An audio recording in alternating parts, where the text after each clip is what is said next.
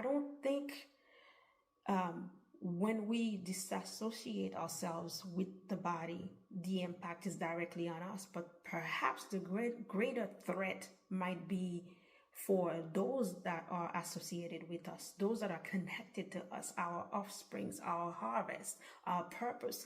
Because at the end of the day, you yourself, you know the Lord great for you. You have the capacity to go on your knees and call on the Lord on your own. You should, and that's also great for you. But remember, like, when you don't nurture, when you don't, I would say, when you don't kind of help foster that environment of growth within your circle, within your close circle, that thing might die with you.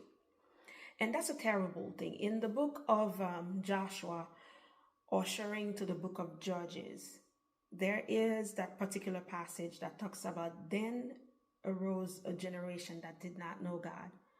For the grace of God, I pray that it's not any one of us believers. It's not our testimony. Because, like, yes, you might be able to pray on your own. You might be able to do stuff on your own. But the gospel was never it was never designed to stop with you. It was always meant to be passed on. I think that's the greatest return on investment like anybody has seen on any venture. From one episode, and it kept on thousands of years later, and it's still giving multiplication.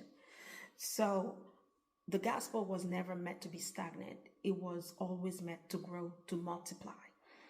So when we see attacks against the church, I really want us to really approach this with our spiritual eyes and ask God, where is it that I can contribute to reinforce this thing?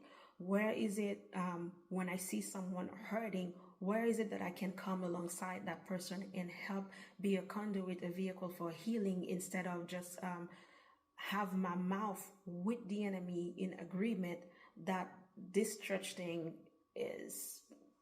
it's done. This church thing is not worth it and I'm out.